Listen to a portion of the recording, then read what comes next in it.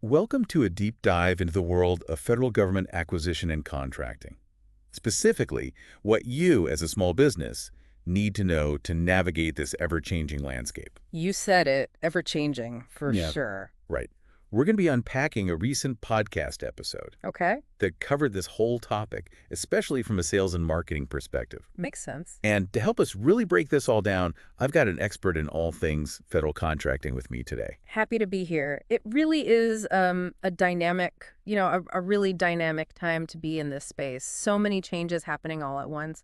Lots of opportunities, but some challenges, too, for small businesses. Let's unpack those a bit, starting with the good news. Okay, yeah. We know the GSA is moving forward with some new government-wide acquisition contracts. Right. Those are also known as GWCs. Yeah, GWACs, these are a big deal. For sure. And, we're seeing progress on a few key ones. Which ones are those? So Polaris 2, Sorry. Oasis Plus, and Alliant 3.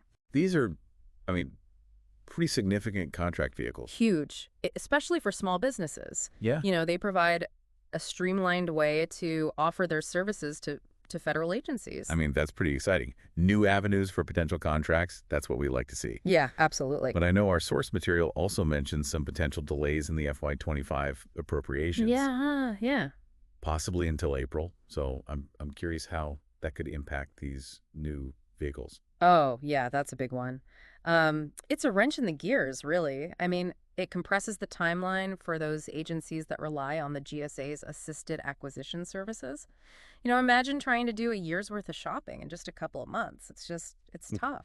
So agencies will be scrambling to award contracts quickly then. Yeah, that's right. Could this lead to a backlog of projects? Absolutely, yeah. We'll probably see existing projects get prioritized over new initiatives. It's kind of like a, triage situation in a way. That makes sense.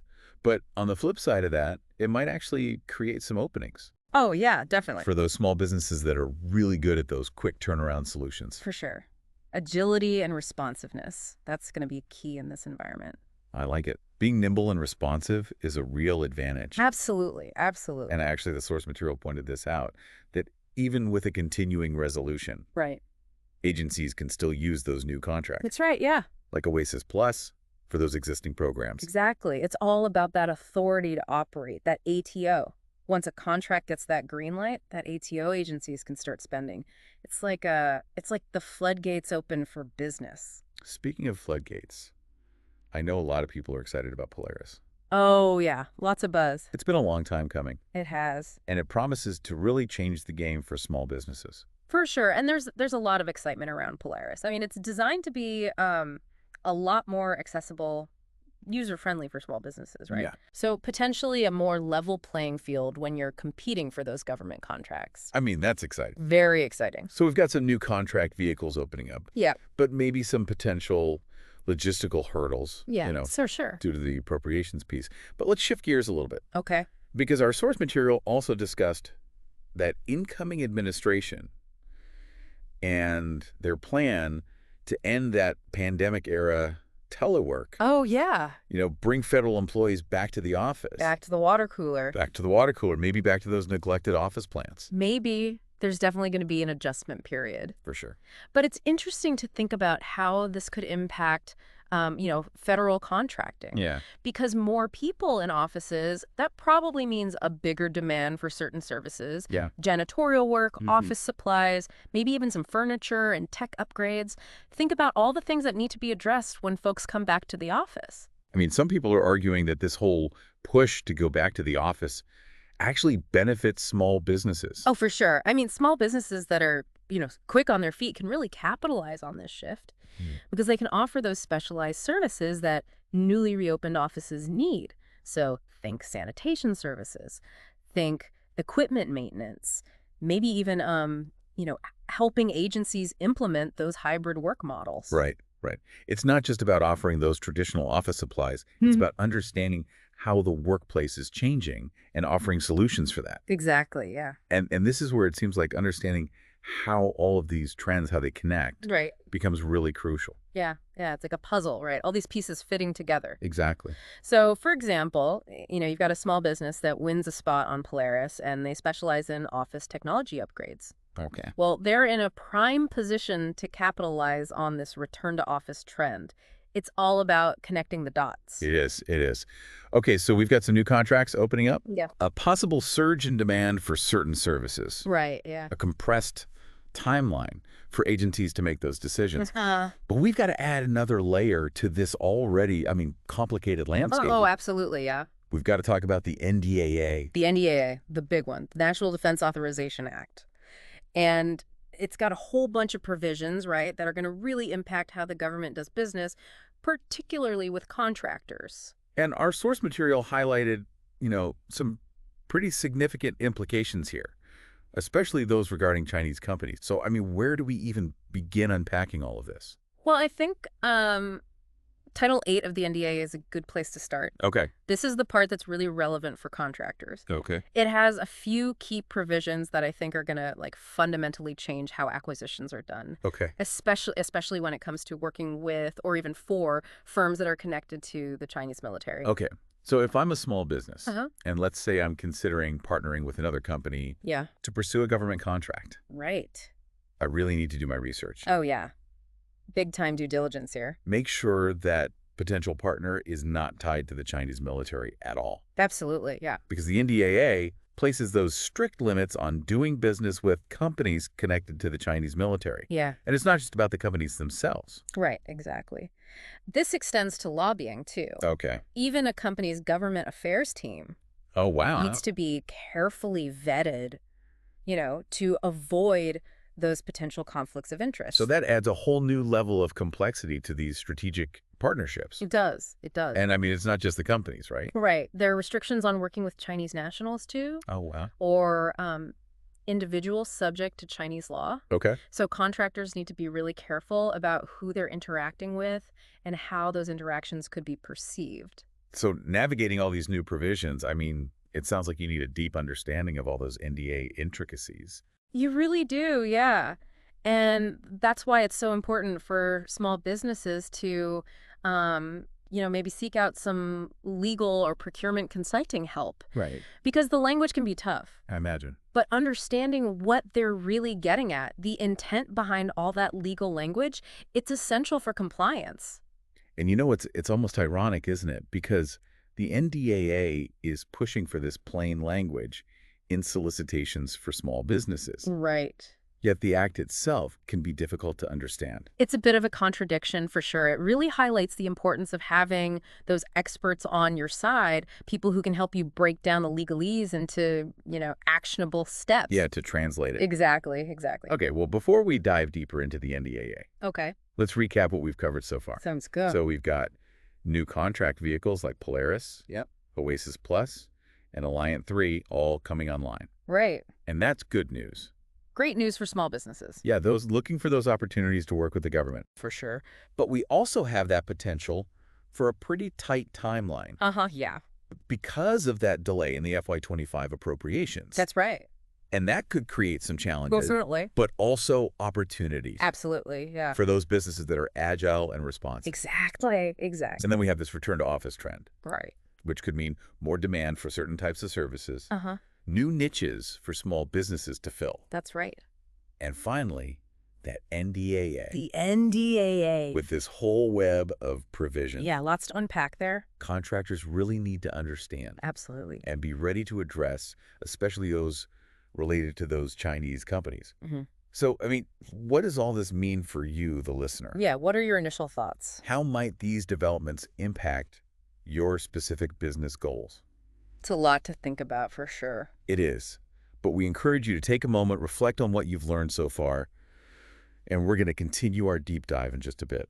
Looking forward to it. It really is quite a puzzle. Mhm. You've got these new contracts coming out and then, these shifting workplace dynamics. Uh-huh. And then you layer on this, complex web of regulations, all these Yes. pieces kind of coming together. And it's all shaping, the future of federal contracting. And that future is looking pretty dynamic, to say the least. Dynamic, yeah, that's a good word for it. So it seems like knowledge Oh, yeah. is going to be a small business's most valuable asset in this environment. Absolutely. Knowledge is power. You've got to stay informed. So true. You need to be on top of, the latest news, Right. the regulations, the trends, and not just in your specific industry, but in the broader, world of government contracting. So where does small business owners go to stay informed? What resources are out there? Oh, there's a ton of great resources. Yeah. So I always recommend subscribing to some industry newsletters. Okay. Attending webinars and conferences can be really helpful. And then connecting with, those experts and consultants who specialize in government contracting. Those folks are gold mines of information. So find those mentors. Yes, absolutely. Find those mentors. Okay. And be proactive. Seek out that information. Yeah, I mean, you can't just sit back and wait for opportunities to come to you. You got to be out there Exactly. engaging with the community and making sure you're at the forefront of these trends. Right. It's all about, putting yourself out there, networking, Yeah. attending events, getting in front of government agencies, letting them know what you can do. Making those connections. Yes. And it's all about building those relationships so that when opportunities do arise, Right. you're top of mind. You're top of mind, exactly. But I think some small business owners listening might feel a little overwhelmed by all of this. It's understandable. It's a lot to take in. Right. And they might be thinking, like, how can I possibly, keep up with all these changes while still running my business? Right. It's a balancing act for sure. Yeah. But I always say, break it down into smaller steps. Yeah. Don't try to tackle everything at once. Focus on what's most relevant to your business goals. Okay, so pick and choose. Pick and choose, exactly. Yeah. So, what kind of contracts are you going for? Which agencies do you want to work with? Once you have that focus, then you can tailor your information gathering Makes sense. and your networking efforts accordingly. Okay, that's a great tip. Don't try to do it all at once. Focus on what matters most to your business. Yeah. But we've talked about, staying informed, being proactive. Right. What about thinking strategically? Yeah. Yes. How can small businesses take all this knowledge they're getting Right. and really use it to their advantage? Now, that's where the magic happens. Mhm. It's not just about knowing the rules of the game. It's about how to use them to your advantage. I like it. So, we talked about this return to office trend. Some businesses might only see that as benefiting those traditional office service companies. Yeah. But if you think a little outside the box, you might find some, unexpected opportunities. Give us an example. I mean, how could a small business that doesn't provide, janitorial services or office supplies benefit from this trend? Oh, for sure. So let's say you're a small business that specializes in IT security. Okay. Well, with more employees back in the office, agencies are going to need to beef up their cybersecurity, right? Yeah. So suddenly there's a huge demand for your services. I mean, that's a great example of connecting the dots and finding those opportunities that maybe aren't so obvious at first. Exactly. It's not just about reacting to change. It's about anticipating it Yeah. and then positioning yourself Yeah. so you can really take advantage of it. And another key piece of this has to be those strategic partnerships. Oh, yeah. Partnerships are huge. Because in the world of government contracting, it's rarely a solo mission. Rarely, yeah. Teaming up with other businesses, that's got to give you access to more resources. Right. More expertise, more contracting opportunities. Absolutely. Two heads are better than one. Exactly. It's about, combining your strengths. Yeah. So how can small businesses find those partners? I mean, where do they even start looking? Networking is crucial. That's what we keep coming back to. Yeah. So industry events, Yeah. online platforms like LinkedIn, those are great places to start. Okay. But I think, the real key is being clear about what you're looking for in a partner and what you bring to the table. It's like dating, but for businesses. Exactly. You've got to know what you're looking for. Yeah, you do. And just like in dating, compatibility is so important. Right. You want partners that share your values, work ethic, their commitment to, doing things right. I like it. And of course, trust and communication. That's Yeah. got to be there for any successful partnership. So you found your perfect partner. You've hit it off. Right. What's next? Well, I think it's really important to have a clear agreement, one that outlines each partner's roles and responsibilities. To avoid those misunderstandings down the road. Right. Exactly. Like a prenup. A prenup for your business partnership. Exactly. Okay, that's a good analogy. Now, beyond those strategic partnerships, Yeah. I mean, there are other resources out there to help small businesses, Oh, absolutely. Yeah. right, succeed in federal contracting. Tons of them. So the SBA, The SBA, they're Fantastic. I mean, what kind of support do they provide? The Small Business Administration, I Yeah. mean, they offer so much. Yeah. They've got info, training programs, counseling services. It's all designed to support small businesses in that government marketplace. They can help you with everything, from navigating registration Oh, wow. to writing winning proposals Yeah. to finding those contracting opportunities that really fit what you do. Yeah, a one-stop shop. Yeah, they're great. They really want to see small businesses succeed, and they're there to give you the guidance and the support that you need to make it happen. That's incredible. So we've talked about staying informed, being proactive, thinking strategically, and building those partnerships. Right, those are the key ingredients. But we can't forget about compliance. Oh, compliance. The big C. The big C. Can't forget about compliance. We talked earlier about how complex the NDAA can be, Yeah, And you really can't stress enough how important compliance is. absolutely, yeah. In the world of government contracting, compliance is non-negotiable. You've got to do it. You've got to do it. You need to be operating ethically, legally, Yeah. or you risk facing some serious consequences. We're talking fines, penalties. You could even be barred from doing business with the government. That would be bad. That's the last thing you want. So how can a small business make sure they're staying on the right side of the law? Right. Well, I think first and foremost, you need to really understand the regulations that apply to your business. Yeah. And I know that can seem overwhelming, but there's help out there. The SBA, Yeah. they offer compliance training, Okay. counseling services. Right. And we talked earlier about seeking legal or procurement consulting help. That's especially important when you're dealing with something as complex as the NDAA. Yeah, get the experts. Get the experts, yeah. Because it's much easier and less costly to prevent those compliance issues than to try to fix them after the fact. An ounce of prevention is worth a pound of cure. Exactly. That's the saying, isn't it? Okay, so speaking of cures, Okay, yeah. let's shift gears for a minute and talk about the rewards of federal contracting. Okay. I mean, we've been focusing a lot on the challenges. Yeah. We can't forget about why small businesses are drawn to this market. It's a good point. There are a lot of reasons why businesses choose to work with the government. I mean, first of all, it's got to be incredibly rewarding, right? Very rewarding, both, personally and professionally. You're contributing to something bigger than yourself. Absolutely. You're supporting, our nation's mission. That's right. You're making a real difference in the world. You are. And let's not forget the financial rewards. Right. Let's be honest. I mean, the government's the largest buyer. The largest buyer of goods and services in the world. In the world, yeah. So the market is huge for businesses of all sizes. I mean, the potential for growth is just And enormous. it's not all about the money, right? Yeah, not at all. It's also that feeling of accomplishment, Right. knowing you're playing a part in our nation's success. It's a good feeling. Yeah. And, working with the government, it can help you develop new skills, Oh, absolutely. expand your network, Yeah, for sure. build a reputation for excellence. Right. That can benefit you for years to come. So it's a challenging journey, but it's one with huge potential rewards. I think that's a great way to put it. Now, before we wrap up this part of our deep dive, Okay. we want to hear from you. What's resonating with you? Yeah, what questions are coming up? I mean, we want this to be a dialogue, right? Absolutely. A dialogue, not a monologue. So take a moment to reflect, Yeah, think about what you've learned. and we'll continue our deep dive in just a bit. Looking forward to it. It's amazing to think how all these different pieces we've been talking about, the new contracts, the return to office trends, and all these regulations, they're really creating a whole new landscape Oh, yeah. for small businesses in federal contracting. Definitely.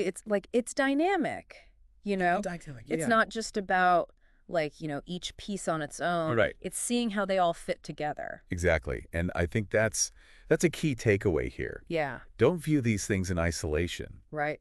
Think about how they connect, how they create those new opportunities, Right. or, maybe challenges for your business. Absolutely, because they all affect each other, you know? Yeah. And we talked earlier about how there could be more competition Right. as these new contract vehicles like Polaris come online. Right, yeah. But that doesn't mean it's a losing game for small businesses. No, not at all. In fact, it might level the playing field a little bit. It might, yeah.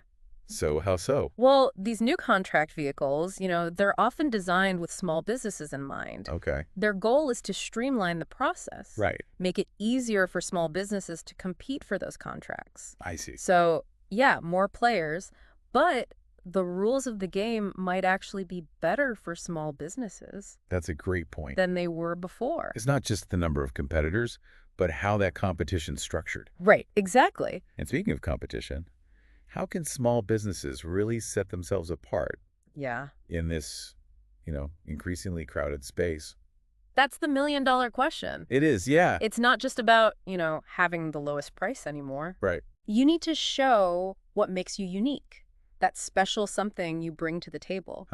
You've got to highlight your expertise, Okay. your agility, and, your ability to tailor those solutions Yeah. to meet the government's specific needs. So find your niche, own it. Exactly, yeah.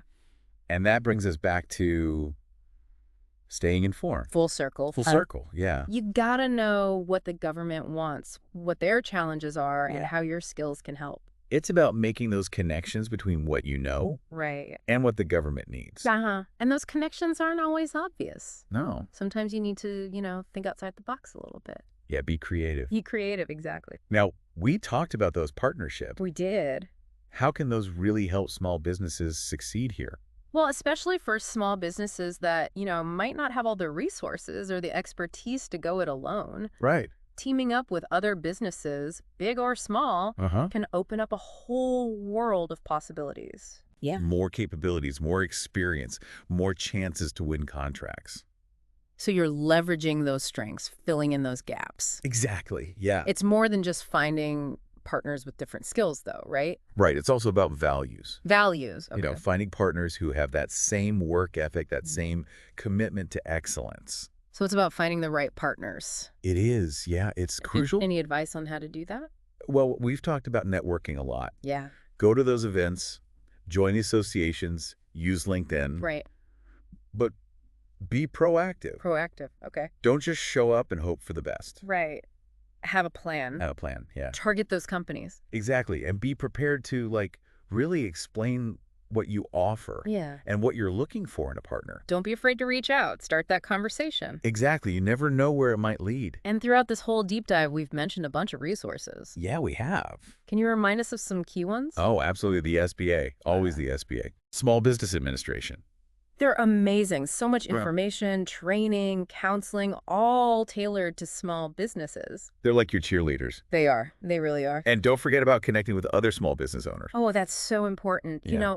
Find those associations, those online forums, Right. mentoring programs. They can provide so much support. It's about community. It is. It's a community. So as we wrap up, what's that one key message you want to leave us with? I think it's this. The federal contracting landscape, it's always changing. Right. But with the right knowledge, the right strategies, and the right partnerships, small businesses can not just survive, they can thrive. I love it. It's tough. Yeah. But the rewards are huge, and you don't have to do it alone. So true. So true. It's all about staying informed, being proactive, building relationships, and never giving up. Never give up. And remember, this market is huge. There's a place for everyone. There is all sizes, all industries, all backgrounds. So dive in. The future is waiting to be written. That's right. You can be a part of it. Thanks for joining us on this deep dive. Thank you. Keep learning, keep growing, and keep striving for that success.